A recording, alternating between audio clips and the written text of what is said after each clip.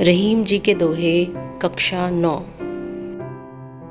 रहमन धागा प्रेम का मत तोड़ो चटकाए, टूटे से फिर ना मिले, मिले गांठ पर जाए। रहीम जी इस दोहे में कहते हैं कि प्रेम रूपी धागे को कभी भी तोड़ना नहीं चाहिए, क्योंकि जब वह एक बार टूट जाता है तो उसे दोबारा जोड़ने पर उसमें गांठ ही पड़ती जाती है। अर्थात प्रेम रूपी बंधन उस नाजुक धागे के समान जिसमें जरा सा तनाव पड़ जाने पर वह रिश्ता फिर पहले जैसा नहीं रहता। रहमन निज मन की बिथा, मन ही राखो गोए, सुन अठिले लोग सब, बांट न लेहे कोए। रहीम जी इस दोहे में कहते हैं कि अपने मन की बिथा या दर्द को अपने मन तक ही सीमित रखना चाहिए, किसी दूसरे को नहीं बताना चाहिए, क्योंकि जब किसी दूसरे को उसके बारे में पता चलता है तो वह उस दुख को बांटने के बजाय उसका मजाक ही उड़ाते हैं। एक साधे सब सधे, सब साधे सब जाए, रहमन मूल सींचबो, फूले फले अघाए। रहीम जी इस दोहे में कहते हैं कि एक बार में कोई एक ही कार्य करना चाहिए। एक से अधिक कार्यों को एक बार में करने से कोई लक्ष्य प्राप्त नहीं होता। जैसे जड़ में पानी डालने से ही फूल और फल आते हैं, ना कि प्रत्येक फूल में पानी देने से।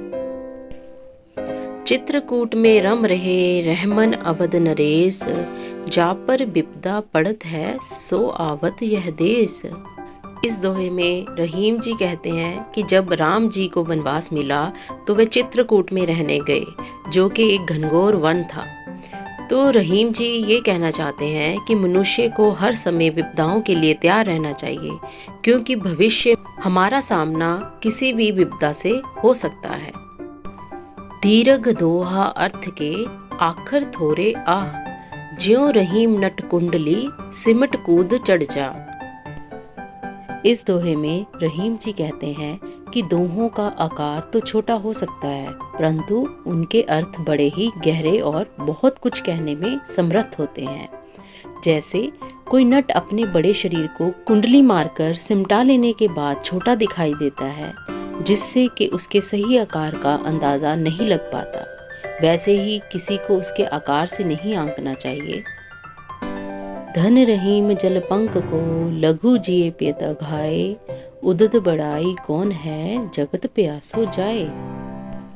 इस दोहे में रहीम जी कहते हैं कि एक कीचड़ का पानी जिसे हम गंदा समझते हैं, उसमें पानी की मात्रा कम होने पर भी अनगिनत सूक्ष्म जीव अपनी प्यास बुझाते हैं, इसलिए ये कीचड़ का पानी धन्य है।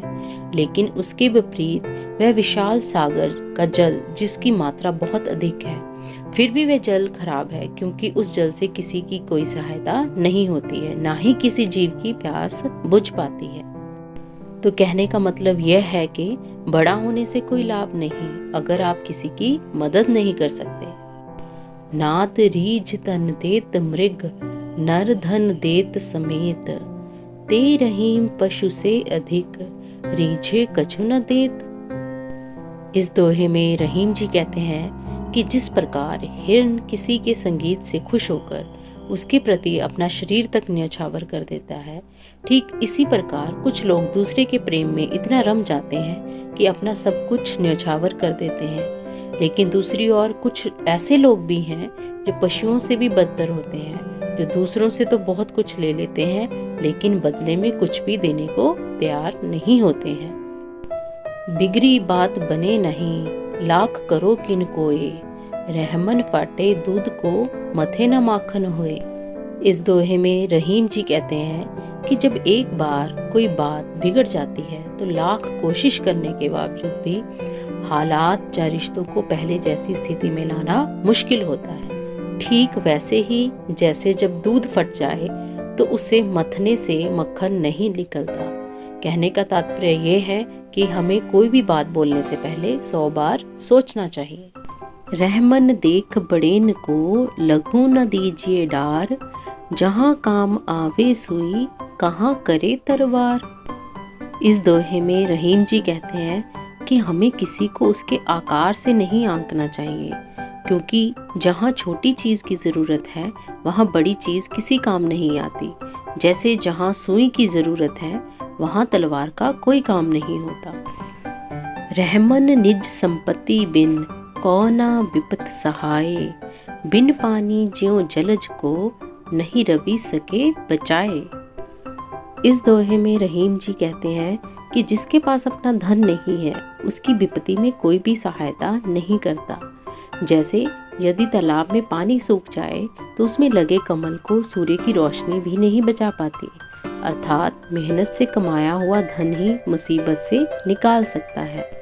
रहमन पानी राखिए बिन पानी सब सून, पानी गए ना उबरे मोती मानुष चून।